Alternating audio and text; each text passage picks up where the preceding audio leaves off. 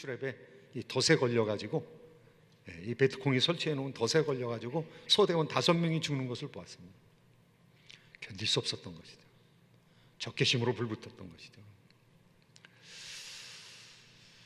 오늘 하나님께서는 악의 축이 무엇이냐, 악의 축이 세상에 있는 나라가 아니라 악의 축이 사탄이라는 것입니다. 이 영적인 존재라는 것입니다. 용이라는 것입니다. 그리고 그 악의 축에 의해서 이용당하는 사람들의 세력이 있다는 것이죠. 사탄은 영이거든요. 영은 육체가 필요합니다. 그러니까 두 종류의 자기의 대리인을 사용하는데, 지난 시간에는 13장 1절부터 10절까지에 걸쳐서는요, 바다에서 올라온 짐승이 있습니다. 바다에서 올라온 짐승은 백성과 방언과 열국과 족속들, 이것이 바다입니다. 그러니까 수많은 민족과 나라를 배경으로 해서 나타나는 황제인 것이죠. 적그리스도 국가인 것이죠. 황제가 다 나쁜 것은 아니지만 인간성을 파괴하는 아주 사악한 황제들이 역사 속에는 비일비재하게 깔려 있습니다. 그런데 오늘은 땅에서 올라온 짐승이라는 것입니다. 땅에서 올라왔다는 것은 하늘에서 내려온 것이 아니기 때문에 사악할 가능성이 많은 것이죠. 왜냐하면 이 악령이 사탄과 함께 이 땅으로 쫓겨나 있기 때문에 땅에서 올라온 짐승은 아주 세속적인 짐승이라는 것이죠. 양처럼 두 뿔을 가졌습니다. 그런데 속지 말아야 한다는 것이죠. 양처럼 두 뿔을 가졌지만 어린 양을 흉내내기만 하고 실제로는 무슨 말을 하느냐면 용의 말을 한다는 것입니다. 사탄의 말을 한다는 것입니다. 사탄의 말을 한다는 것은 사탄의 사상으로 가득 차 있다는 것이죠. 그리고 첫 번째 짐승의 권세를 행한다는 것입니다. 첫 번째 짐승은 적그리스도거든요. 그 적그리스도의 하수인 역할을 한다는 것이죠. 그 말씀이 오늘 11절 12절 말씀에 적혀 있습니다. 한번 같이 읽어보시도록 하겠습니다. 시작. 내가 보매 또 다른 짐승이 땅에서 올라오니 어린 양같이 두 뿔이 있고 용처럼 말을 하더라. 그가 먼저 나온 짐승의 모든 권세를 그 앞에서 행하고 땅과 땅에 사는 자들을 처음 짐승에게 경배하게 하니 곧 죽게 되었던 상처가 나은 자니라. 이 적그리스도를 경배하게 만든다는 거예요. 그럼 이 경배하게 만드는 이 두 번째 짐승의 이름이 무엇이냐? 우리가 병명을 모르겠습니다. 그럼 큰일인 겁니다. 그죠? 병명을 알아야 병을 고칠 수가 있습니다. 병명을 안다는 것은 이름을 정한 사람이 있습니다. 아주 유명한 사람이 그 병을 발견해가지고 그 병에 대한 진단과 처방을 내리는 것이죠. 그런데 이 사탄도 마찬가지입니다. 사탄이 사용하는 존재, 사탄이 사용하는 짐승, 바다에서 올라온 짐승, 거짓 선지자가 있고요. 그리고 땅에서 올라온 짐승, 바다에서 올라온, 해답을 먼저 얘기해 버렸습니다. 제가 바다에서 올라온 짐승 적그리스도고요. 두 번째, 땅에서 올라온 짐승은 거짓 선지자입니다. 이 거짓 선지자라는 이름을 성경이 가르쳐주고 있습니다. 19장, 계시록 19장 20절의 말씀 같이 한번 읽으시도록 하겠습니다. 시작.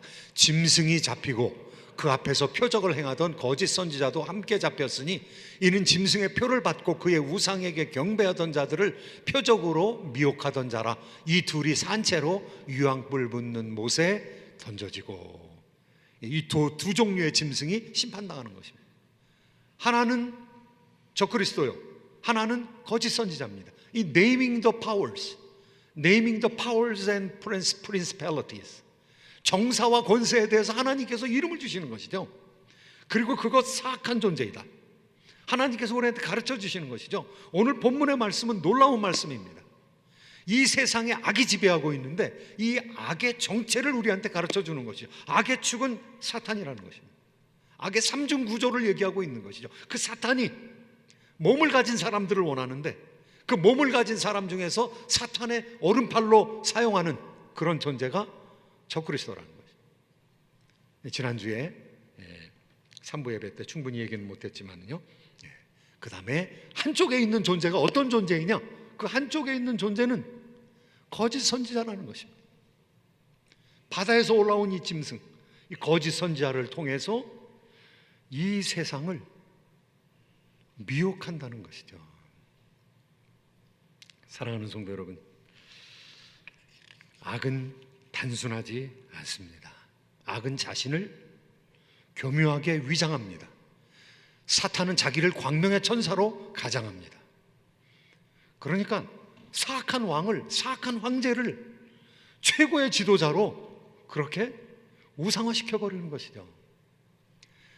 성경에서 악의 구조에 대해서 얘기하고 있는데요, 황제가 있다면 그 황제를 종교적인 차원으로 격상시키는 그런 선전장관이 있다는 것이죠. 선전하는 사람들이 있다는 것이죠. 심지어 영적인 힘까지 불어넣는 그런 존재들이 있다는 것이죠. 오래전의 말씀이지만 놀랍게도 현대 20세기에 벌어지고 있는, 앞으로 21세기에도 벌어질 인간의 현상을 지적하고 있습니다. 2차 세계대전 때는요, 히틀러라는 그런 희대의 정치가가 있었습니다. 그런데 그 정치가를 정치가게 되게 만든 사람이 괴벨스라는 이 선전 담당관입니다. 20세기에 또 김일성 정권이 있었으면, 김일성 정권은 간단한 정권이 아닙니다. 그거는 종교 세력은 이단입니다.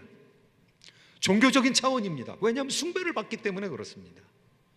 임금이, 형제 중에 한 사람이 임금이 되는 것이 아니라 숭배를 받는 사람인 것이죠. 그 숭배를 받게끔 하기 위해서 수령 중심주의를 만들었는데요, 황정엽이라는 사람입니다. 주체 사상을 만들어낸 사람입니다. 괴벨스는 나에게 한마디 말만 하게 해달라, 그러면 거짓으로 그 정치가를 신의 반열에 올려놓겠다. 무서운 얘기를 한 것이죠. 바로 그 거짓 선지자, 짐승을 엄청난 영웅으로 만들어버린 그 거짓 선지자의 일은 어떠한 일입니까? 오늘 말씀에 보면은요, 이 거짓 선지자의 악을, 그의 기능을 파악을 해야 되는데, 그 거짓 선지자가 기적을 행한다는 것입니다. 놀랍게도 기적을 행한다는 것입니다. 이 기적 앞에서 배운 사람이고 안 배운 사람이고 모두 자신의 합리성을 정지시키게 되어 있습니다. 기적 앞에서 꼼짝 못합니다. 왜냐하면 초자연적이기 때문에, 우리가 자연적인 질서 속에 살아가는데 그 자연을 뛰어넘는 초자연적인 능력을 보이기 때문에, 그 영적인 능력, 그 거짓의 능력 앞에서 사람들이 더 이상 의문을 제기하지 않는 것이죠. 그리고 그거 믿게 돼 있는 것이죠. 그거 숭배하게 돼 있는 것이죠. 사람이 죽었다가 살아났다, 하늘에서 불이 떨어진다, 그 사람이 얘기하면 하늘에서 불이 떨어진다, 이게 무서운 거죠. 거의 정신적인 폭력이죠. 그런데 이 이적으로, 이 하늘에서 불이 떨어지게 하는 그런 능력으로 무엇을 하는가가 문제입니다. 무엇을 하는가, 하나님을 믿게 하는가, 그게 아니라는 것이죠. 사탄을 믿게 하고 그 사탄의 하수인인 적그리스도를 믿게 한다는 거죠. 오늘 본문의 말씀이 그 말씀입니다. 13절 14절 같이 한번 본문 말씀 읽어보시겠습니다. 시작. 큰 이적을 행하되 심지어 사람들 앞에서 불이 하늘로부터 땅에 내려오게 하고 짐승 앞에서 받은 바 이적을 행함으로 땅에 거하는 자들을 미혹하며 땅에 거하는 자들에게 이르기를 칼에 상하였다가 살아난 짐승을 위하여 우상을 만들라 하더라. 옛날에 로마 시대에 다 있었던 이야기입니다. 비슷하게 있었던 말씀입니다. 네로가 죽었다가 다시 살아온다고 생각하고 있었거든요. 사람은 두려움이 많은 존재이죠. 죽은 사람이 살아 들어온다. 아주 유명한 사람들이, 히틀러가 죽지 않았대더라, 나폴레옹이 죽지 않았대더라. 뭐 유명한 정치가가, 뭐 예를 들어서 오바마 대통령이 죽었다가 다시 살아났다더라. 그러면 사람들이 어떻게 생각합니까? 이게 기적이죠. 그리고 그 옆에서 대통령을 떠받들고 정치가를 떠받들고 있는 사람이, 이 사람이 진실인 것을 내가 기적으로 증명하리라. 하늘이여 불을 내리소서. 불이 떨어지면 어떻게 하겠습니까? 기적이 일어나면 어떻게 하겠습니까? 그런 기적을 일으켰던 성경의 선지자가 있었습니다. 그 선지자, 참된 선지자였죠. 엘리야입니다. 자기를 잡으러 온 50명의 사람들이 2번이나 불에 다 죽었습니다. 기도하면 하늘에서 불이 떨어졌습니다. 얼마나 무서운 선지자입니까? 그리고 불 떨어지는 것을 할 수 있기 때문에, 하나님의 뜻에 의해서 그런 경험이 있기 때문에 하늘에서 불이 떨어지게 하는 사람이 참된 선지자고, 그 종교가 참된 종교다, 그 하나님이 참된 하나님이다, 우리 내기하자. 그래서 850명의 아세라 바알 제사장들을 모아놓고 영적인 내기를 합니다. 하늘에서 정말로 불이 떨어졌습니다. 그런데 앞으로 이런 기적들이 일어나게 된다는 것이죠. 기적을 통해서 사람들의 생각을 이끌어간다는 것이죠. 적그리스도를 경배하게 만든다는 것이죠. 사랑하는 성도 여러분, 제가 예언합니다. 앞으로는요, 초자연적인 일이 더 많이 일어날 것입니다. 지진이나 기근이나 환란이나 이런 자연적인 일이 아니라 초자연적인 일이 더 많이 일어날 것입니다. 하늘에 글자가 쓰여질 것입니다. 하늘에 어떤 이상한 존재들이 나타날 것입니다. 하늘에서 불이 떨어질 것입니다. 예수님께서도 그렇게 예언하셨습니다. 속지 말라고 말씀하십니다.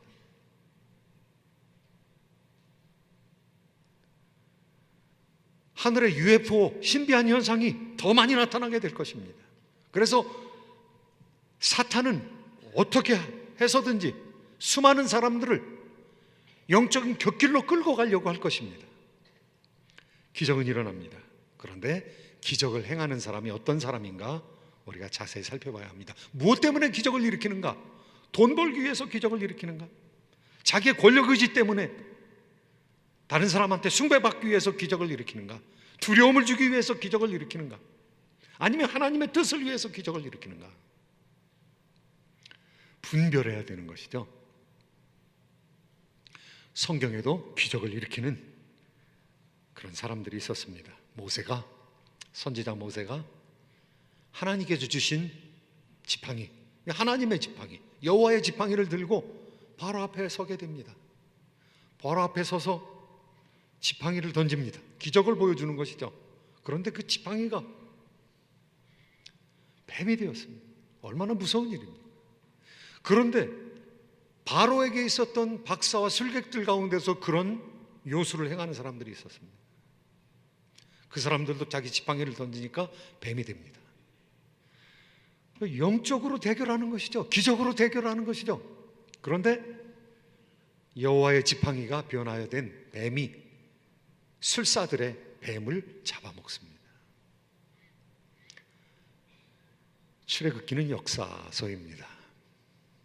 역사적인 기술을 해놓은 것이죠. 이 세상에는요, 자연적인 일들이 일어납니다. 그런데 초자연적인 일도 있습니다.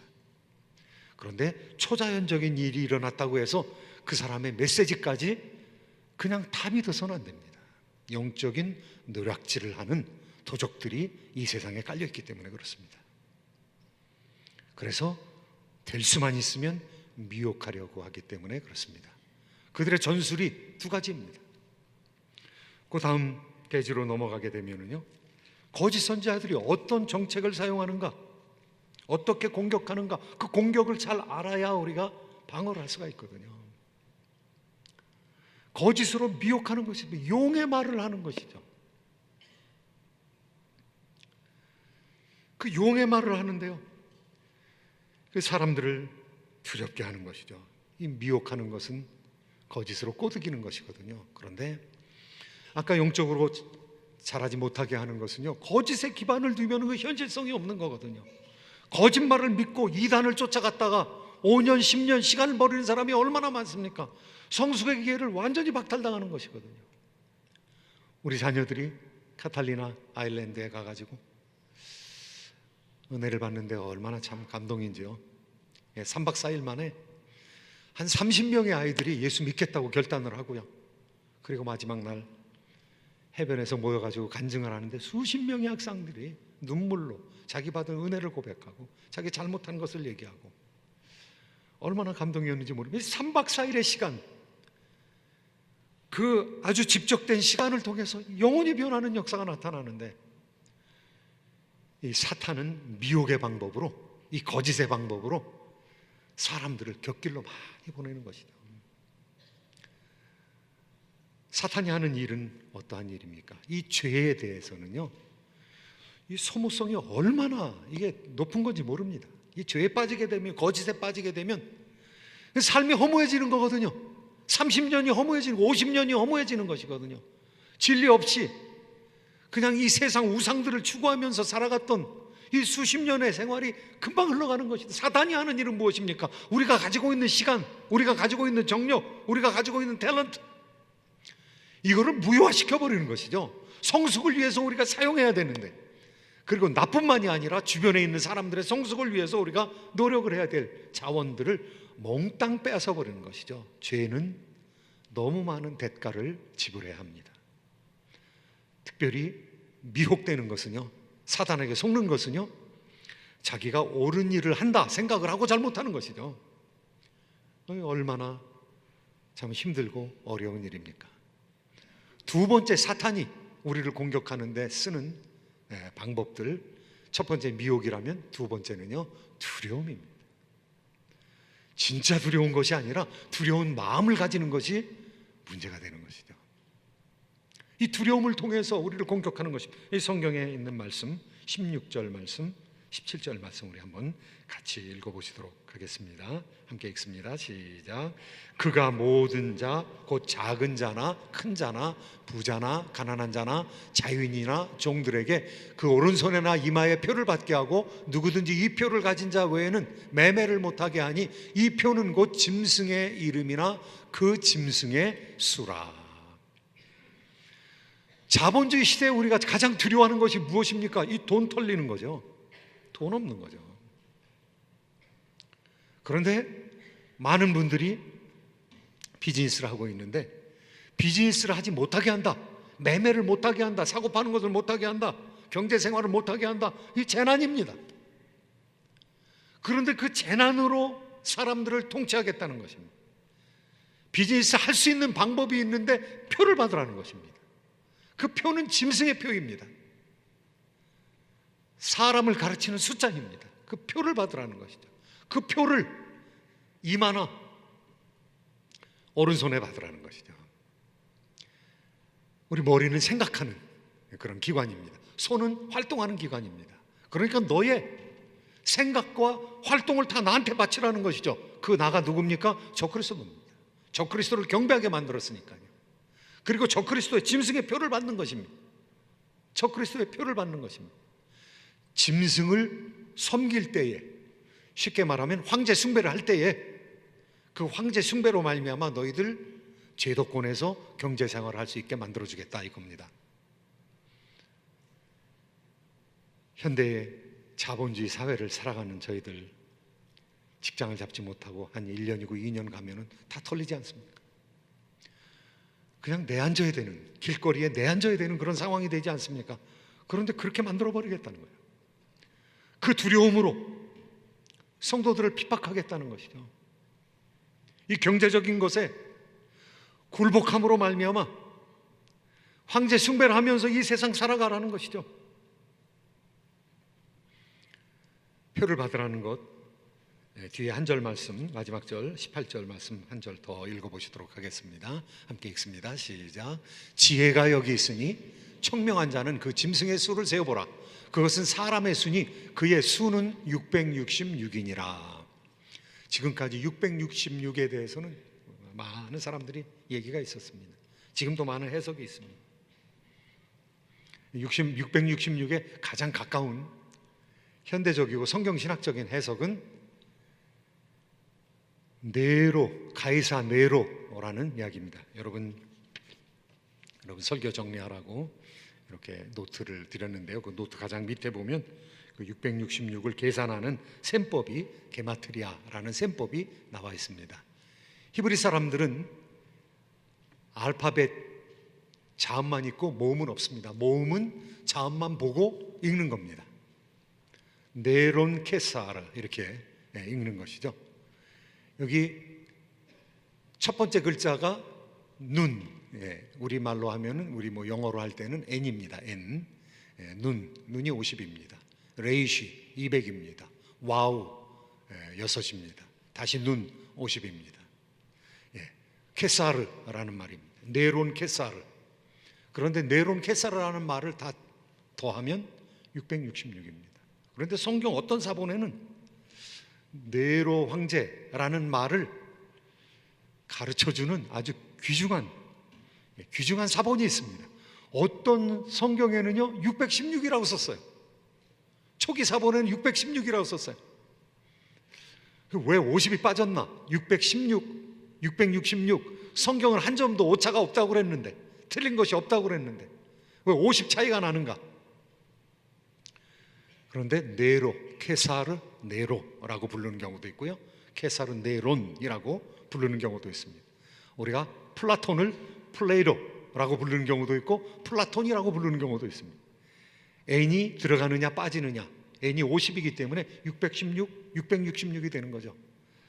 여기서 이 표시는 뭐를 얘기하고 있는가? 황제한테 인정을 받으면, 황제 예배에 참여하면 살게끔 해주겠다는 것입니다. 적그리스도를 숭배하면 살아가게 하겠다는 것입니다. 이전에 그와 같은 일이 있었던 것처럼 앞으로도 그와 같은 일이 있을 것입니다. 우리가 먹고 사는 문제를 우리의 예배의 방향을 결정하는 문제하고 맞닥뜨려질 때가 있겠다는 것이죠. 미혹되지 말라는 것이죠. 두려워하지도 말라는 것이죠. 하나님께서 1260일을 우리를 도우신다는 것이죠. 그때까지 견디는 사람은 복이 있다는 것이죠.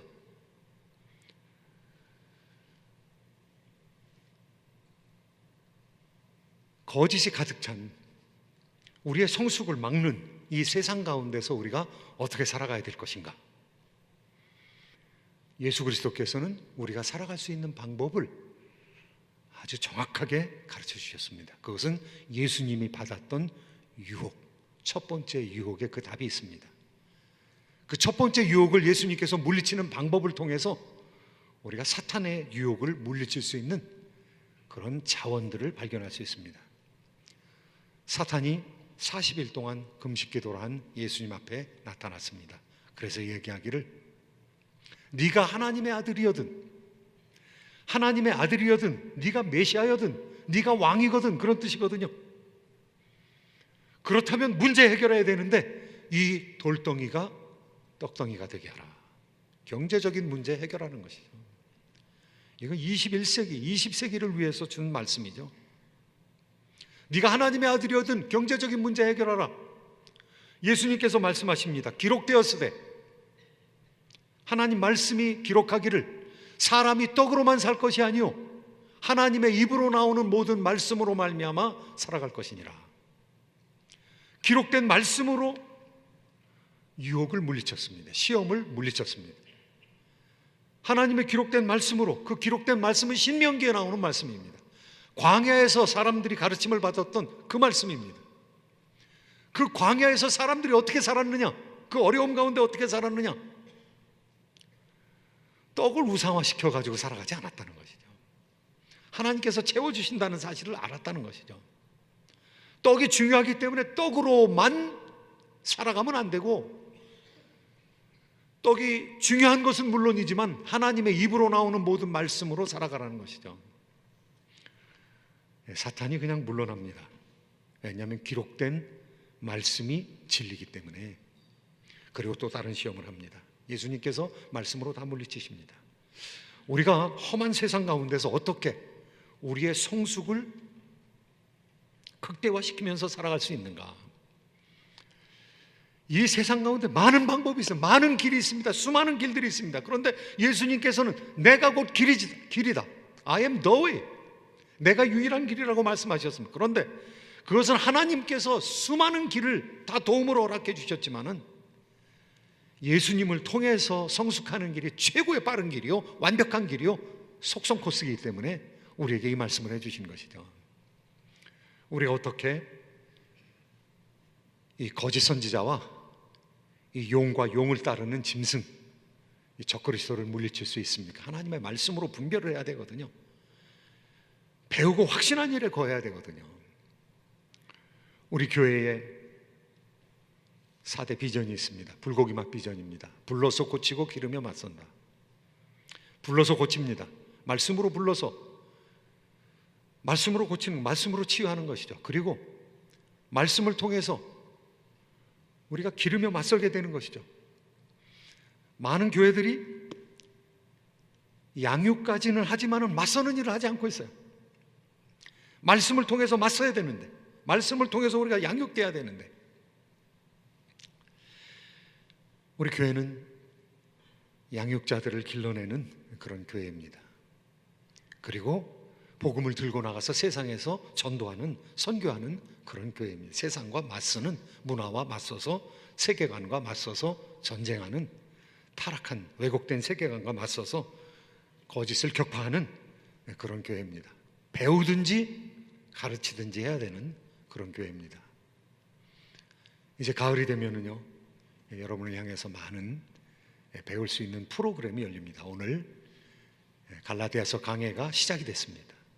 그리고 오늘 오후에는 이제 제자훈련, 사역훈련이 시작됩니다.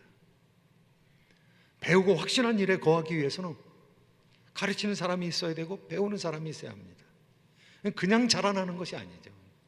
그냥 하나님의 말씀이 그냥 들어와서 바뀌는 것이 아니죠. 저는 제자훈련이 저는 프로그램이라고 생각합니다. 제자훈련이 프로그램인데 제자 생활은 프로그램이 아닙니다. 제자 되는 것은 이건 프로그램이 아닙니다. 이건 여러분이 꼭 해야 될 일입니다. 예수 그리스도의 제자가 되는 것, 신자가 된다는 말하고 똑같은 말입니다. 그러니까 제자가 되는 것, 제자 삼는 것, 이것은 프로그램이 아닙니다. 제자 훈련은 프로그램입니다. 제자 훈련이라는 프로그램을 왜 교회에서 9개월에 걸쳐서 8개월에 걸쳐서 사역 훈련을 하느냐? 그것은 여러분이 제자가 될 수 있도록 촉매제 역할을 하는 것입니다. 그냥 제자 되라 그러면 너무 힘들기 때문에 제자 훈련에 참여하라는 것입니다. 혼자 하면 너무 어렵기 때문에 같이 성경 읽고 그거 나누고 사랑과 선행을 격려하며 모이를 패하는 사람의 어떤 자들의 습관과 같이 하지 말고 고나여 그날이 가까움을 볼수록 더욱더 모이기에 힘쓰자. 이게 제자 훈련이죠. 제자 훈련이 우상이 아니라 제자 훈련을 통해서 여러분의 제자로서의 삶의 촉매 역할을 하겠다는 것이죠. 프로그램들은 그런 것입니다. 프로그램 자체가 우상이 아닙니다. 여러분이 예수 그리스도에게로 나가게끔, 말씀 중심의 삶으로 나가게끔 하려는 것이죠.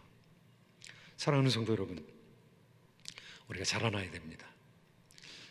하나님께서 우리를 이 세상에 보내신 이유가 있습니다. 그것은 우리가 성숙하는 것입니다.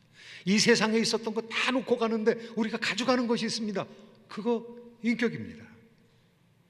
우리를 통해서 중생한 사람들, 그 사람도 갑니다. 우리가 개인적으로 가져가는 거 우리의 인격입니다. 저는 제가 군대를 제대하고 나서 제 계급이 하나도 안 올라갔어요. 아무리 군사학 책을 읽어도, 국제정치 책을 읽어도 저한테 계급을 올려주지 않습니다. 그래서 예비역 육군 중위로 그냥 끝났어요. 지금도 예비역 육군 중이에요. 여러분, 성숙하는 것은요, 이 고통스러운 세상에서 여러분이 성숙하는 것입니다. 그리고 이 성숙의 정도에 따라서 하나님의 은총 가운데로 들어가게 되는 것이죠. 하나님께서 우리에게 바라고 있는 유일한 것이 있다면 우리가 성숙하는 것일 겁니다. 예수 그리스도의 형상을 회복하는 것일 겁니다. 그런데 이 세상의 악은 우리의 성숙을 막습니다. 아예 성숙하지 못하도록 생명을 끊으려는 것이 사탄의 괴계인 거죠. 사탄의 계획인 것이죠. 사랑하는 성도 여러분, 참으로 새가 둥지에서 걷다가 이윽고 바위 아래로 몸을 던져서 홀홀 나는 것처럼 저와 여러분이 예수 그리스도를 믿는 믿음 안에서 참으로 이 세상을 홀홀 따라다닐 수 있는 성숙한 신자가 되시기를 예수 그리스도의 이름으로 축원드립니다. 기도하겠습니다.